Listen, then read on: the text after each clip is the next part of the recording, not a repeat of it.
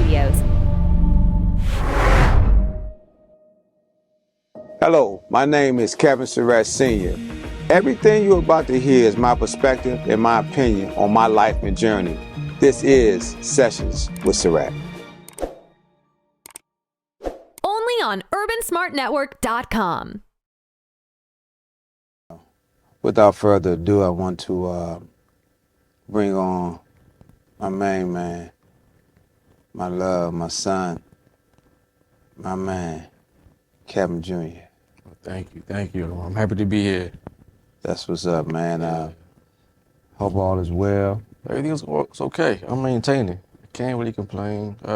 Ups and downs every day. Yeah. All I try to be is around positive energy. Positive energy every day, man. It's hard out here, especially around the holiday times. Mm-hmm. I like to laugh. I want to laugh so much. Like I don't got time for the foolishness Yeah. at all. That's real, Kevin. I mean, that's healthy living. It's funny. I think me and you was talking about it today. Mm-hmm. A guy that grew up with us in the '80s, gave all these years to the federal government. Are you talking about Rayful? Yeah. Yeah. And, he came home, and not even been a year on the street. Oh, he passed away. And you know what I mean? Heart attack. You take on a lot of energy, so you definitely got to be careful with yourself. And shoot, so I got a brother right now in the hospital. He dealing with some heart problems. Got to have a major heart surgery. Surgery. Yeah. So it's real. It's real. And I'm glad you're taking care of yourself. Yeah, one thing about, stress, and I didn't realize it, I'm pretty sure a lot of people see on the show me having seizures and stuff.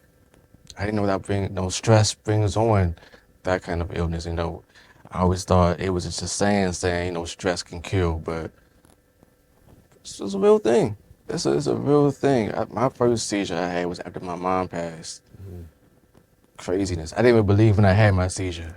I was pretty much arguing with my ex-wife, like, I didn't have no seizure. I don't have seizures. What are you talking about? Mm-hmm. But yeah, man, you gotta talk. Yeah. You gotta let it out. If you don't let it out, you hold it in. Just like, your arteries, it clogs up to a point it's gonna bust. Yeah. No doubt. No doubt, man. So you gotta take care of yourself. Yeah, It's going on 3 years, man. Mm-hmm. And A couple of months. this time, it's the time that was the window when we found out about what was going on with your mom, my wife, and it's always going to hit. My father passed December 15th, 1990, and it's always a heavy time, and it's like you got to balance it.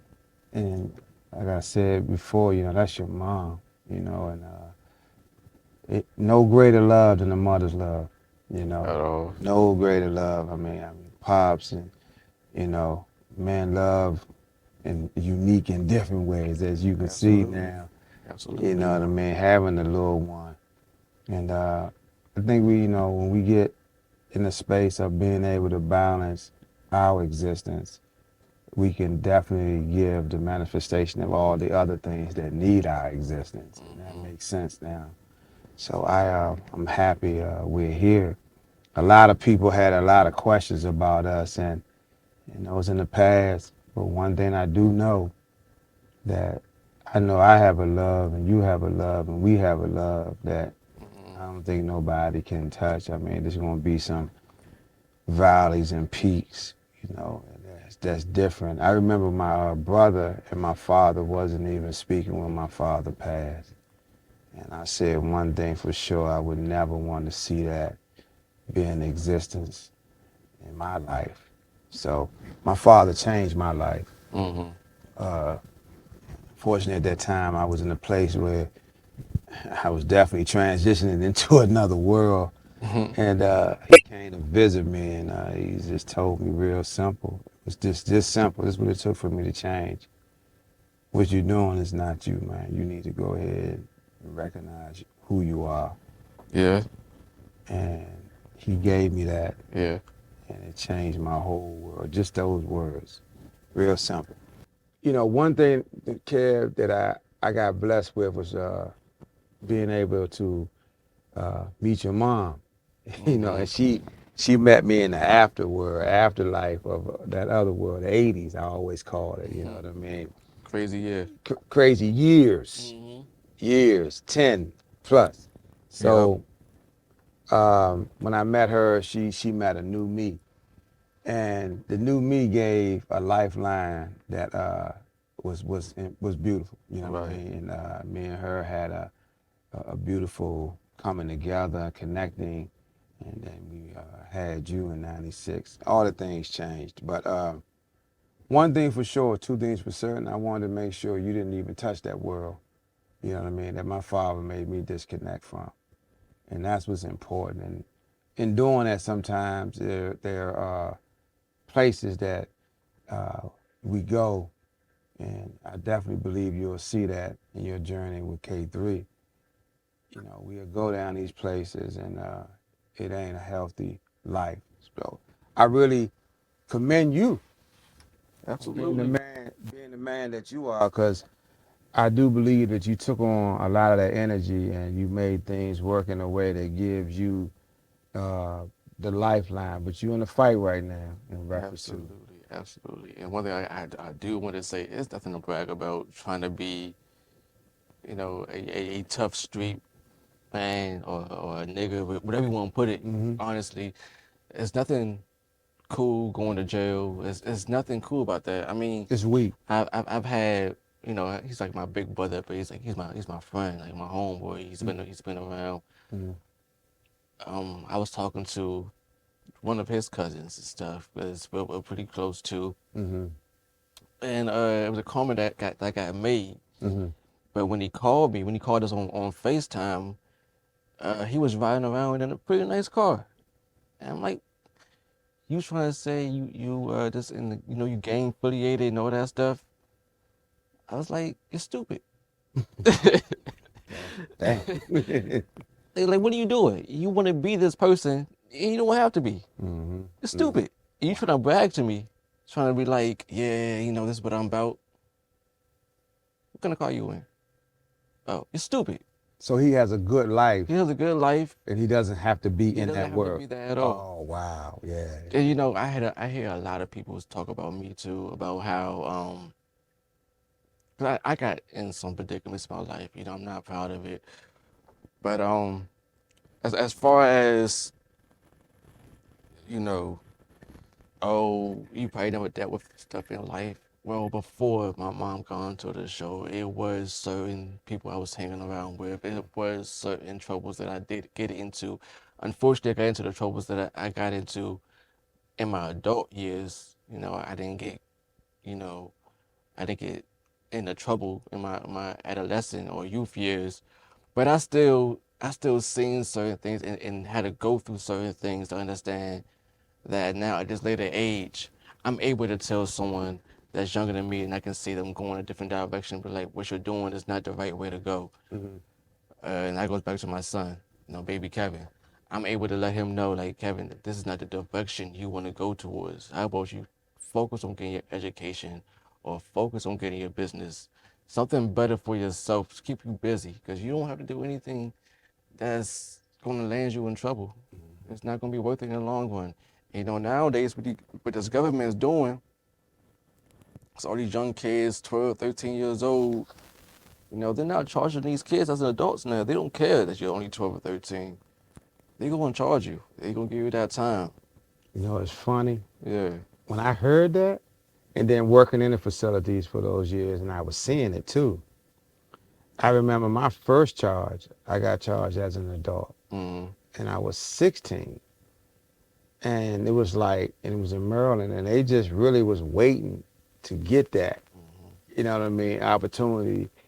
And the thing about it is they don't realize how long it's going to haunt them.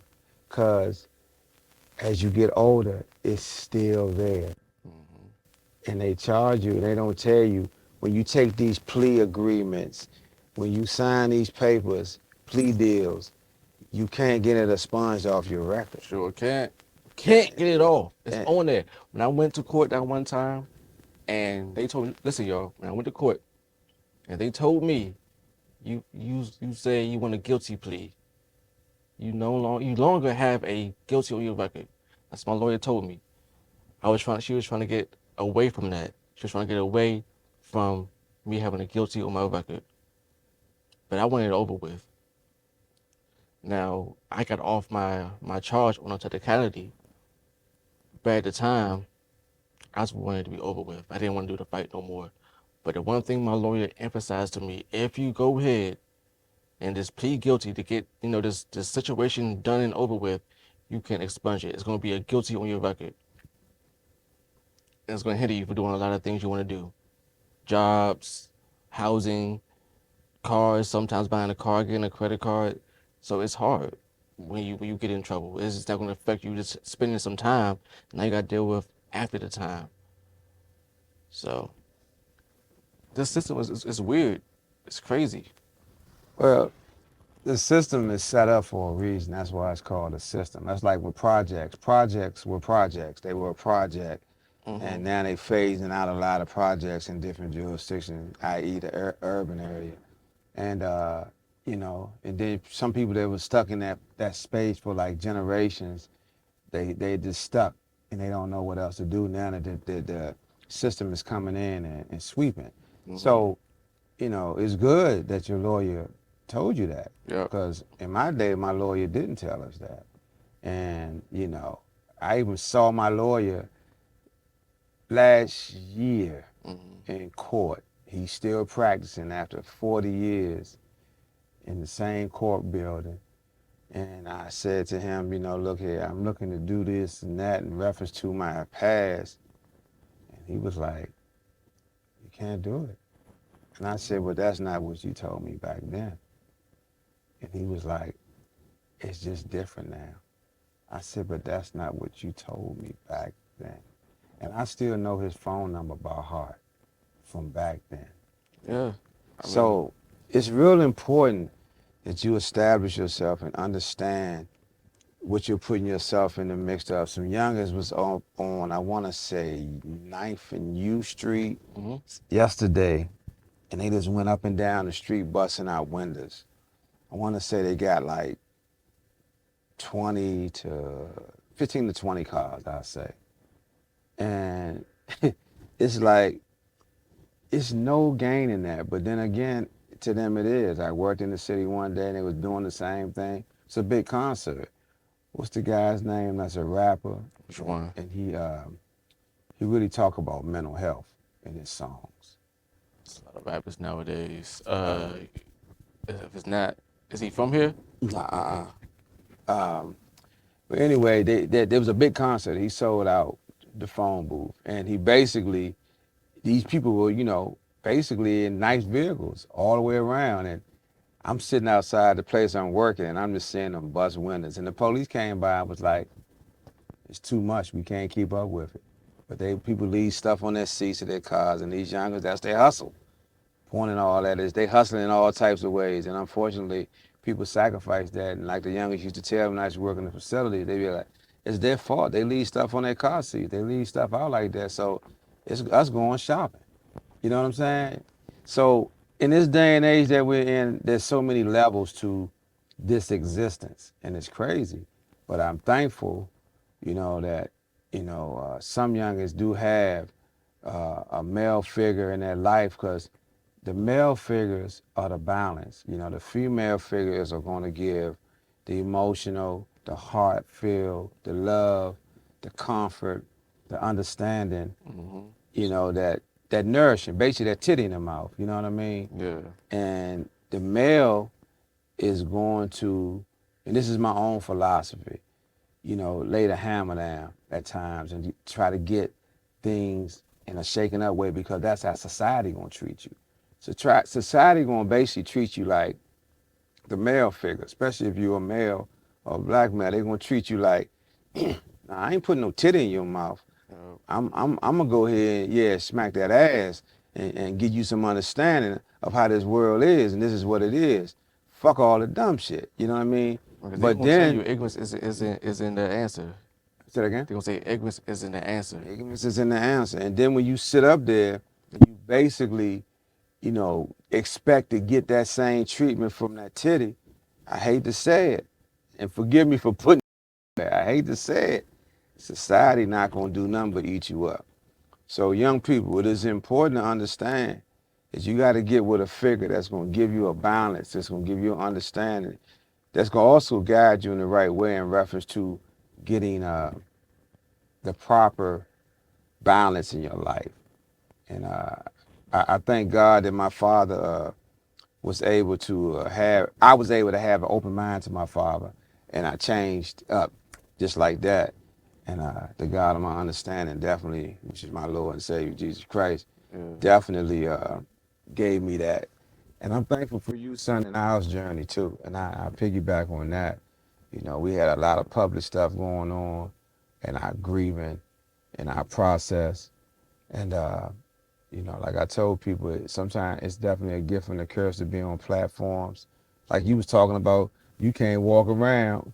I cut my head, so I get a little grace. A lot of people don't know me, but they know you. Yeah, definitely a gift and a curse. It comes with a lot of responsibility, I know some things I have to watch what I say.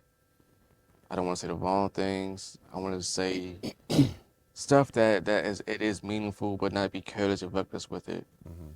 Whenever someone approaches me, I take a picture, or I take time on my day to have a conversation. At least I can do is spare my 5 minutes. They could be having a hard day. I like to hear someone tell me, I'm praying for you, or like I dealt with the same situation. I understand how it feels to lose a parent. And maybe that day they seen me, they had a bad day, they wanted to just vent for a little bit. Yeah, man, like I appreciate the love. And it comes with hate sometimes. Yeah. It's not always good, but I learned to ignore it because, I probably never gonna meet you again. I'm not gonna see you again. And in the real world, you won't say that to me. You gonna say it to me online. Right. Know. Right. Can't let it affect you. Because the more you respond back, the more you gotta respond back to other people. You'll keep going back and forth. Then you're gonna drive yourself crazy. That's why I just ignore it. I delete the app. If it's too much, I delete the app. What's funny? I used to always say to your mom, these people are not gonna be in our life in about 30 seconds. Right. Or this can turn into a long, drawn out situation where they're in our life for months or maybe years. And so it's a thing of being able to understand how to pick these battles or these valleys in these, situations. Because truth be told, we are really the force that drives our force. And so we got to pick these battles, and it's just real important to understand that. And social media is definitely Oh, that's not a real place. it's a place that people get muscle It's and not a real place. they get they get opportunity to connect to things that they probably would have never had the opportunity to connect to. Think about this. What was the first one in your lifetime that came out social? Was it MySpace? What was the first one? Yeah, MySpace. So I had AOL Messenger. So the dial up. Yeah. me and my friends from Georgia, we had that. Yup. But I thought we had that. We had that in the neighborhood when we lived in Waldorf. I didn't get the AOL Messenger because I was playing. Oh, the Messenger. The Messenger. Okay, not just the AOL. Yeah. Okay. Because I remember you told me, Dad, we the first to have it in our neighborhood. I think we did. I was like, wow. Okay. But I used to play this little this online game on the computer. So that's how me and my friends would contact each other on the AOL Messenger and stuff. Okay. So that was my first one. Okay. It was same? Was it similar? Similar how? To like Facebook and all that. In a way, yeah. In a way. You gotta add on the emails and stuff and just but then when I came down back to the DMV, that's what my cousin Lauren signed me up on MySpace. Okay. I had a MySpace. So and then came Facebook and stuff. But yeah, I came up on a social media era. Yeah. My favorite thing is blocking. I'll block you so quick. Well, I mean, it's definitely the best practice, but at the same token, when I look at these people, like there's a lot of naysayers and a lot of individuals out here that really think that they're really a part of a situation, you know, and they put themselves in it, you know. And I always look at, like, I think the show came out in 2008, 10, something like that, and then years later, me and your mom went on Marriage Boot Camp, Reality Stars, and so in that space, people tend to think that they have known you and got to know you. Like, it's a thing where they want to defend you, they want to get at you, they want to be in your world. You know what I mean? And it's our new day and age. It's just a part of it. It's cool, but you don't gotta be a habitual line stepper doing it at the same time. Well, some people don't. I used to tell your mom this. We used to go in stores, right? And when we lived down in Southern Maryland, I said, one thing, I want you to understand something. These people down in Southern Maryland at that time, they didn't even get the opportunity to sometimes come out of Southern Maryland.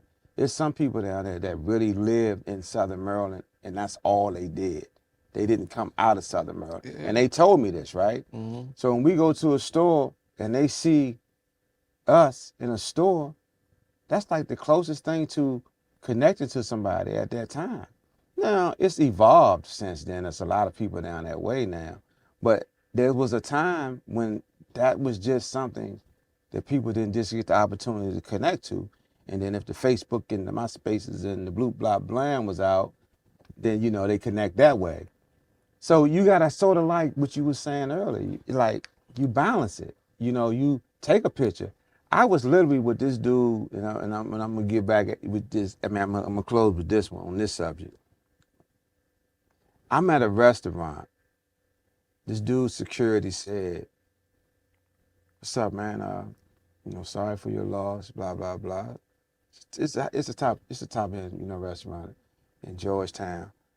And so I watched this dude be with the go-go bands, and he used to rock back in the day, and he was trying to find his way. There's two artists that from this area that I knew like that, right?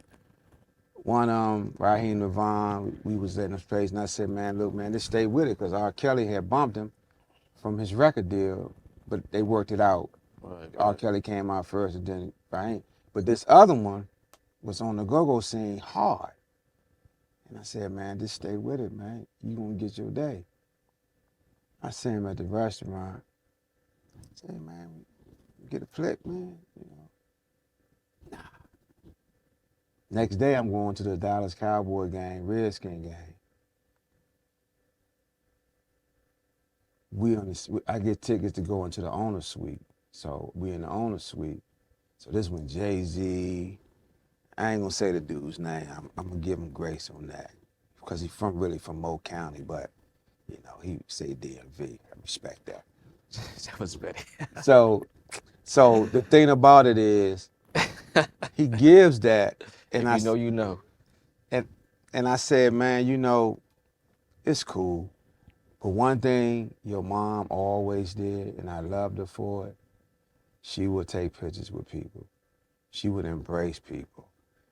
She sometimes had a little edginess, but for the most part, she would, you know what I mean, embrace the dude. But when I saw that dude and the lady just walked up to him that used to be, as a matter of fact, at the service, she was passing out the things. She just taking pictures with the dude, and I'm in the booth and I'm just looking. I'm mad because we about to lose this game anyway, so I ain't taking on no other energy, and we did lose it. But anyway, bro, you just never know. And so try to balance it, son, and I think you do a good job of it. I mean, I think it's one thing, I don't know if it was you or my mom or my aunt said it, you know, if you take one picture, you gotta take pictures with a lot of people. Sometimes this is the wrong place at the wrong time. Sometimes you don't feel like having conversations. It could have been a bad day for him. I'm not giving up excuses, but I know how to move in that space. Yeah. From being on the other side. Yeah. So one thing I don't do, I don't draw attention. I understand that. So and that's a good point you just made. We don't know what kind of day he had too. Hey, look, know, it's so many things. Yes. The dude talked to me. You understand what I'm saying? Yeah. Okay. and then it went from there. It's being kind of weird. So all I'm saying is, it is what it is, man. I mean, if I see him today or tomorrow, I'm gonna be honest. I respect, men that, people that get on that level and balance it. But that was just a shocker. So anyway, what I'm saying is, in that world, there's people that's gonna try to just be a part of the existence. They Because do. some people just don't ever get that opportunity like that. And some people don't want to.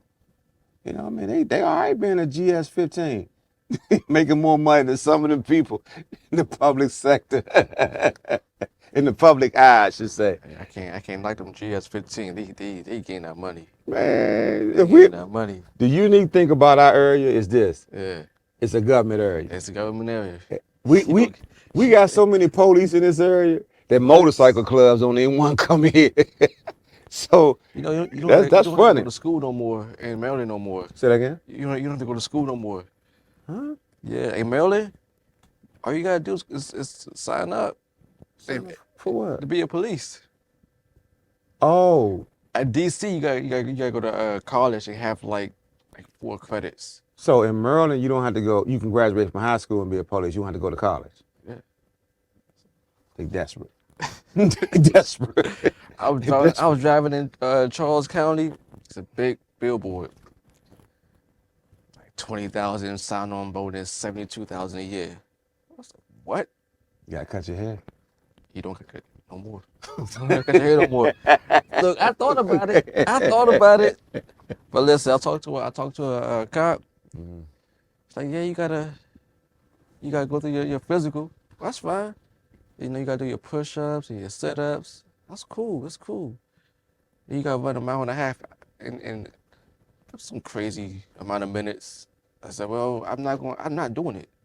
You lost me at the mile and a half. And then you lost me when you said I gotta do it within, I think, 5 to 10 minutes. You got it. I know my boundaries. Cool. If you left it at the sit-ups and push-ups, In there. cool. A And mile and a half? What? What look like? Run a mile and a half. so this address the elephant in the room, man. A lot of people want to know where me and you at. This is Sessions with Surratt. Only on UrbanSmartNetwork.com.